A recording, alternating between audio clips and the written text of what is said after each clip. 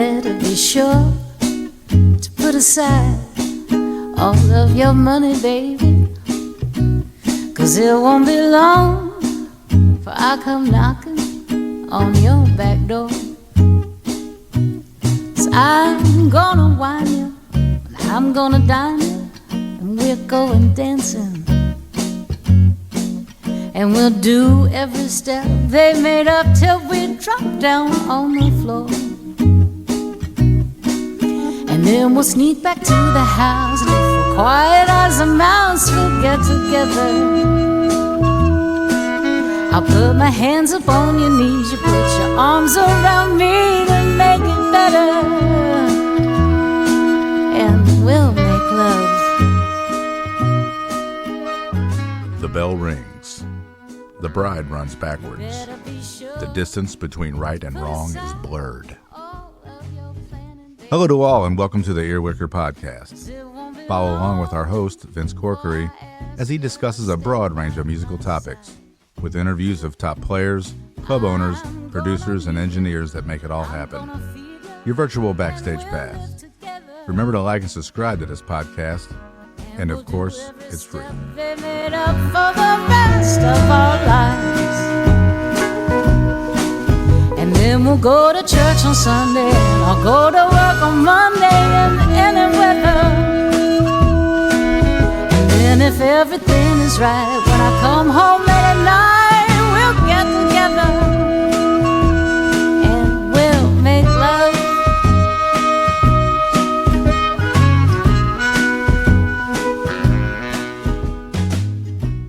Welcome to Ear-Wicker, and today we have a very special guest.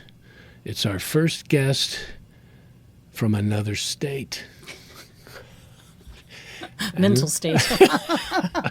Not only that, amazing singer and musician who just put out a new record that whoever hears it will buy because it's amazing. Oh. Ladies and gentlemen, Alice Spencer. Hello. All right. Thank you so much for coming. Literally just got off the airplane. I know. You whisked me away. Yes. And now here we are. Yeah. It's so exciting. Yeah. So what are you doing here? Well, you and I are going to play a show together. Yes. Friday. Yes. With John Ferber. Yes. And Hudson Harkins. I'm super excited about it. Well, we're very excited ourselves. He, Hudson put the whole thing together. So I want to say big thanks to him. I'll be thanking him a lot. Yes. Today, later when we rehearse. But, Right. But yeah, super excited at Joe's Cafe. Great. Yeah. Well, I'm hearing ticket sales are going well. I've heard the same thing. So I'm that's glad. exciting. Yes. It's fun to do it anyway, but Yeah, it's always right. more fun when there are people Yeah. there listening. Right. And it's going to be fun. As long as we don't screw up too bad. No, we'll be you guys okay. are going to be great. Yeah. I'm in So, good hands. well, let me ask you, did you grow up in St. Louis? No, I grew up, born in Houston and lived in Houston until I was going into high school, and then we moved to Austin. And then I left as fast as I could when I graduated high school and came to Webster to study theater. So that's how I ended up here. I see. And I dropped out. Oh, okay. Well, Yeah. well, who were some of your musical influences, and how'd you get the spark? How did you get that musical? I think my family, really. My family, my father played stride piano. He was a professor. Well, he was not a touring musician or anything, but he played stride piano, and he played really well. And my mom's dad had been a touring musician in the 20s and 30s, playing jazz, big band and small combo jazz. He was a reeds guy. And then my mama played classical piano, and she studied in college and stuff. So there was always music going on, and my siblings, my half-siblings, I'm an only child, but they were all teenagers, and they were in high school and junior high band. And so my dad and my granddad were like, we should have jam sessions on the weekends so they can learn how to improvise and learn that there's more than just, what they're learning in marching band or whatever. Wow.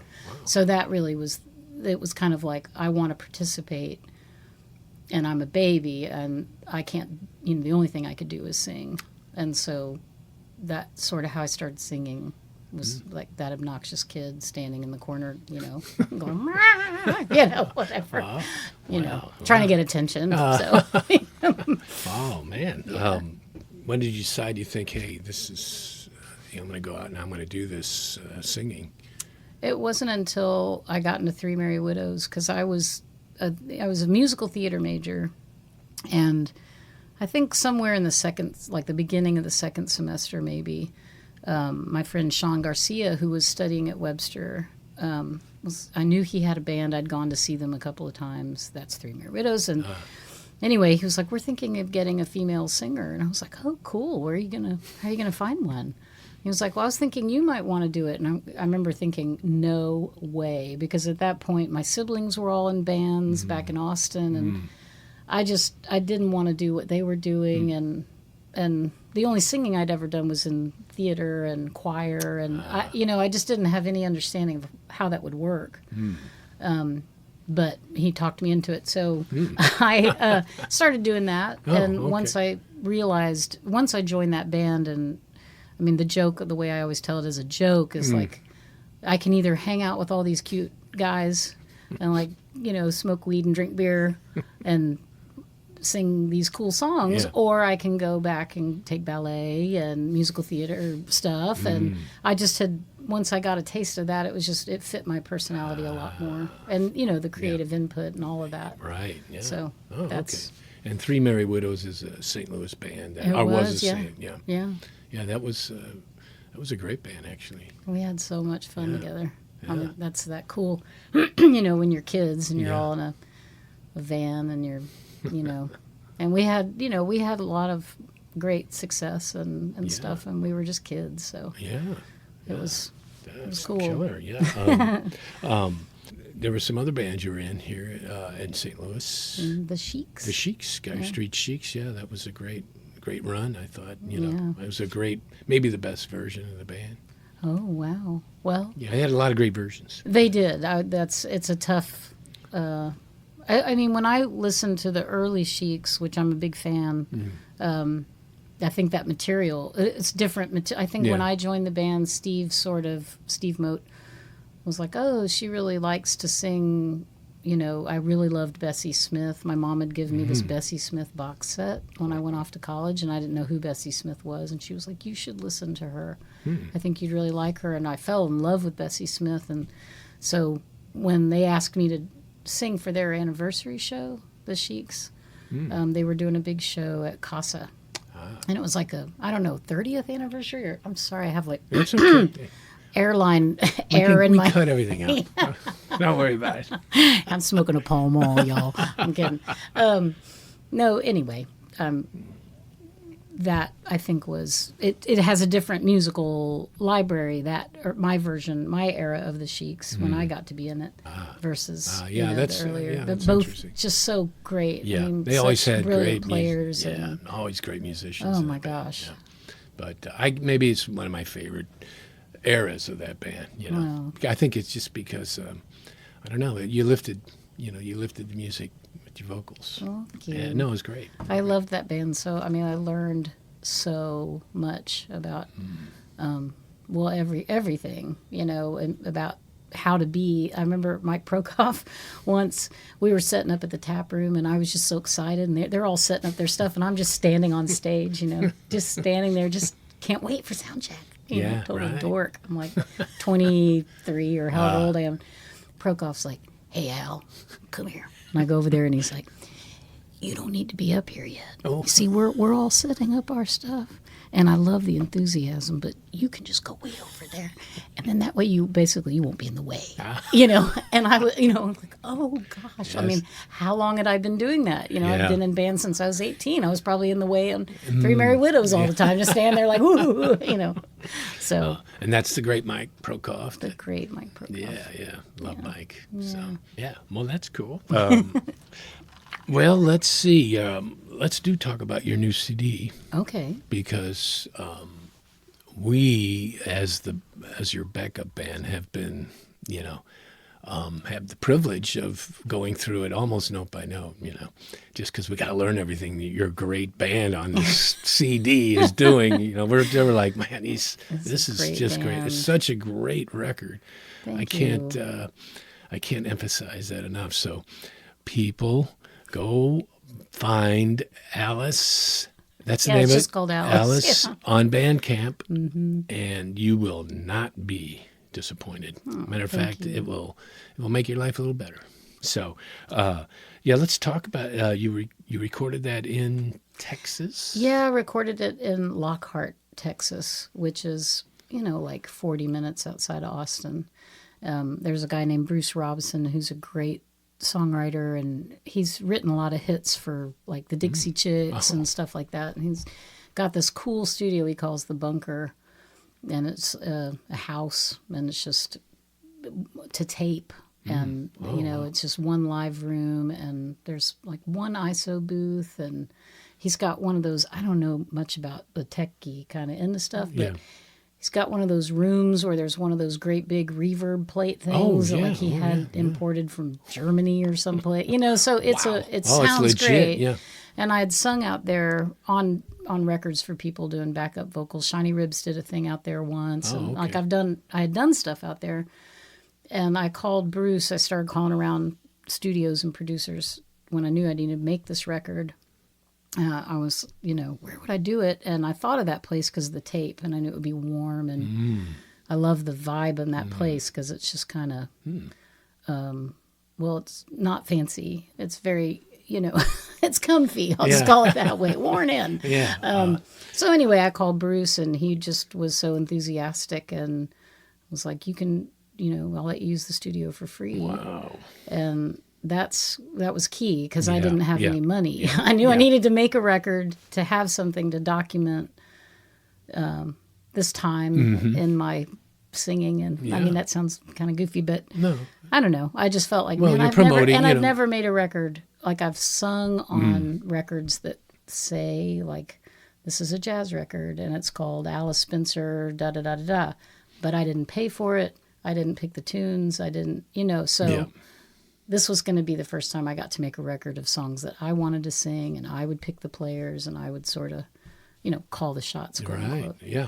Oh. So he was just really into that idea, and so, these tunes they're covers basically, but these are the ones that you chose. Yeah, I mean, I will say that I had the help of the guitar player on the record. Both he and the keyboard player are like walking encyclopedias of knowledge of great music. And when I joined, so the band on the record, I'm their backup singer normally. Okay. That's my job. Okay. And the guitar player, his name is Seth James. So it's his band, the Seth James Band. So when I joined that band, the way bands are, everybody's sharing music with everybody. Have you heard this record? I love this record. And I mean, I immediately... It was kind of like when I joined the Chic, same thing happened. Like suddenly I'm getting this music education, and it was a lot like, if you like this, have you heard this? And so suddenly I'm hearing all this music that was right up my alley, like stuff that incorporated blues and passion and big singing and, great lyrics. And so... Anyway, so I couldn't have, if I'd had to do it by myself, I could have picked great songs, but these songs are, I feel like this collection of tunes I wouldn't have had if it had been, 2 years ago before I met those guys. So nice. Yeah. Well, they're great. Thank you. Every song. I mean, I can't tell you how much I like this record. So. I'm so glad. Yeah. Especially since you have to play them on Friday. Yeah. It always helps if you like what you're playing. Yeah. But, I just, everybody's so great on it. So, it's inspiring, Wow. Thank you. Yeah, it is. Okay. So, you mentioned the Shiny Ribs. That was a band you were... I was singing You're backups. You're not in anymore? I'm not in it anymore. Okay. I quit, I guess it was about 2 years ago. Just no reason other than it was just time to. I wanted to put more energy into my own songs that I write, and and try other things. And we were so busy because he's just, he's getting more Yeah, and more popular, yeah. which was really fun to be a part of that ride. And Yeah. I was in the band for almost 9 years. Oh, wow. Just shy of 9. But, then it just, yeah. So not doing that anymore. But it was cool because we actually played St. Louis a few times. And so I was able to come up and see people, which was cool. Oh, nice. Yeah. Well, and did you do, was it Austin City Limits for you? Yeah. Yeah.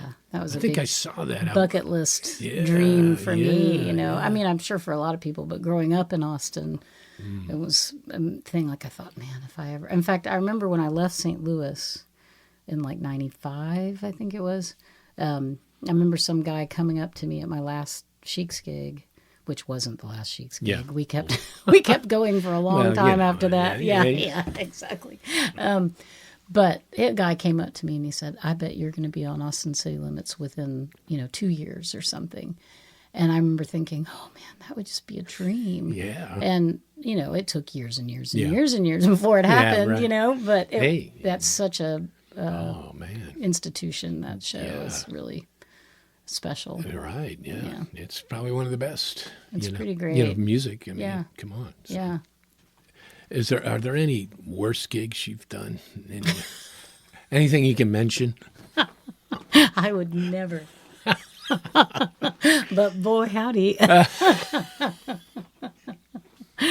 No, I mean, I just last fall I did a gig. I mean, I won't go into names or anything, but I got asked to sing at this jazz festival out in Ear-Wicker, California, and I was so excited to do that because it was, I mean, my gosh, Eureka, it's really beautiful. I love that part of the country. And I was like, oh, they're going to fly me out there. And I'd sing, 6 sets of jazz in 2 days. And with all these musicians, a lot of them I don't know. And I thought, this is going to be really, what a great learning experience, And one of the guys they put me with, it's just a funny story, but we got together a few times because he happened to live in Austin. And so he's like, I want to be prepared. And God, I hope he doesn't listen to this somehow. I do care for him as a person. I really do. But we'd never worked together as musicians. And so he had all these complicated arrangements. Like, I'm going to come in on this key, and then I'm going to modulate to your key. And then you come right in on the, and I'd be like, okay, great. And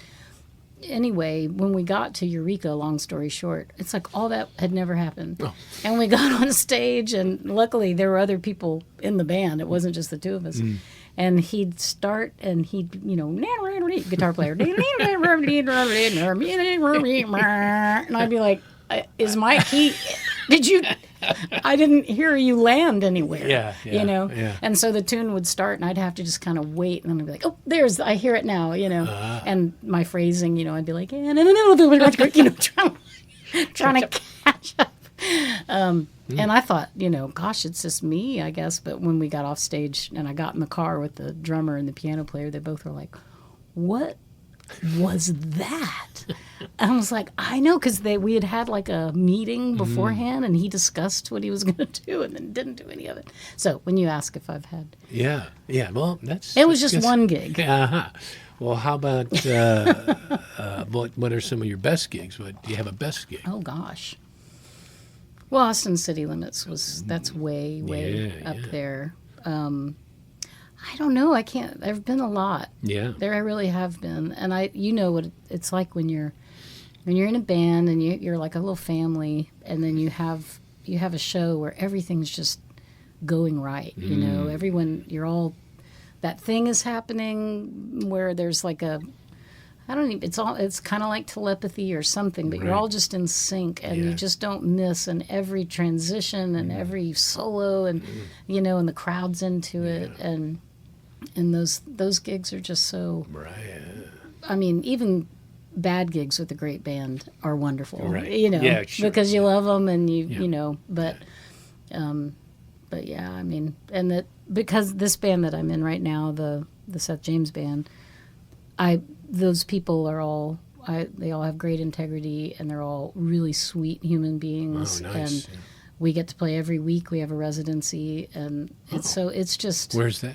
It's at this cool place in Austin called Sam's Town Point, which is about 5 minutes from my house, which is really nice. Nice, And yeah. it's funny. We were talking about Tom Hall earlier. I took him there once when he was visiting Austin because I knew it has this effect on people. And Hudson and Andrea came actually when they came to my album release show, which was there. Oh, nice. But it looks like nothing from the outside. It looks like a double wide. And then it's got like a, caliche parking lot. I mean, it's just, there's not much to it. And it's in a neighborhood. It's tucked into this neighborhood. And you go into this double wide and you're in this really, it's like a time capsule. It's an old, there's a, dance floor and a low ceiling stage. And, I can't even describe it. Yeah. It's just a great old honky tonk. Oh, And nice. Yeah. we play there every week, and it's just so much fun. Wow. Sweaty and packed with dancers, and Oh, neat. Yeah. just that. Yeah. And they have a B3 there, and it's really fun. Oh, cool. Wow. Yeah. Whoa. Sounds like a pretty cool gig there, Yeah. man. Well, is there a website people go or a, Oh, can they Vince. go through Seth or Yeah. Oh well, I have a website. It's just that the funny part about that is that I'm not. I don't know how to update it or do anything to it. well, And so I set it up, and I don't ever look at it or put. Somebody the other day was like, "You need to have a calendar on your website." And as they were talking, I thought, "Oh yeah, I have a website." Like I kind of forgot, which is terrible. I think we built it when the record came out, okay. so that there would be, if people searched my name or Right. But yeah, the record's on Bandcamp, Okay. which is a cool thing because it's the artists get most of the money. Yes. I think they take a teeny bit, or maybe they even don't. I don't. You see how well I pay attention, but that's why. Eventually, I'm going to put it on Spotify and Yeah. iTunes. Sure. Yeah. But for now, it's Well, they should go to Bandcamp. your website or they should go to Bandcamp. Yeah, Yeah. yeah. And And they should come to Joe's. well, they should come to Joe's if they can get a If they ticket. So, but definitely, yeah, they should go and they can sample your record too on Bandcamp. Yeah, you can hear little snippets before Yeah, you. yeah. And I think you can listen as many times as you want can, without yeah. buying it. You say yeah. no, and it does this little broken heart thing. Right. It's like, do you wish to contribute to this artist? And you say no. I do it to listen to myself because Yeah. I don't have a way to listen to. I know that. I'm telling you. You don't know me well enough, but I'm a Luddite.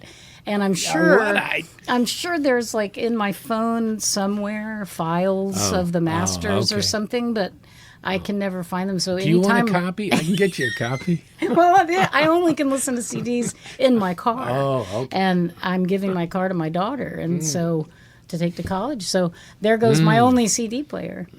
So it's pretty comical. Wow. Well, Yeah. maybe somebody out there might send you one. Anybody got a boombox?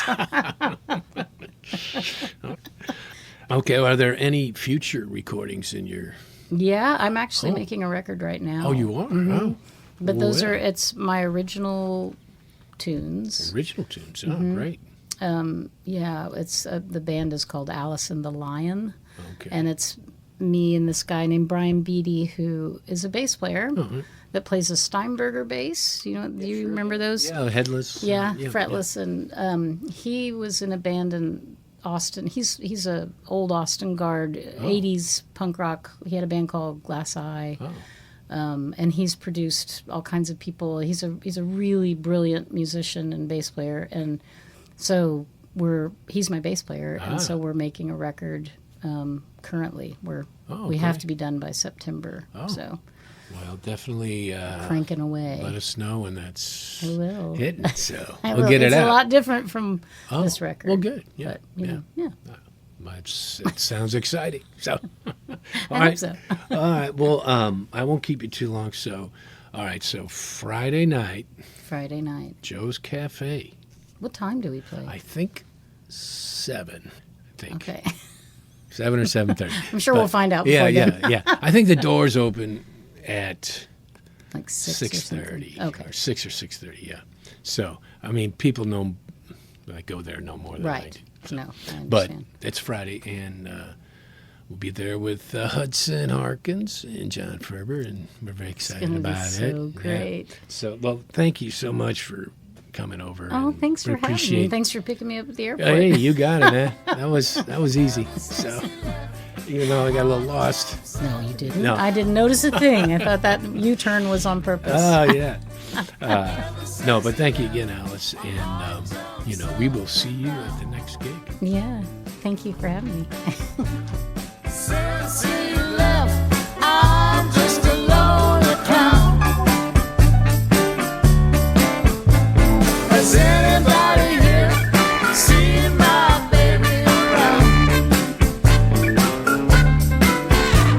Has anybody here seen my baby around? Remember to like and subscribe to this podcast, and we'll see you backstage. I'm just a lonely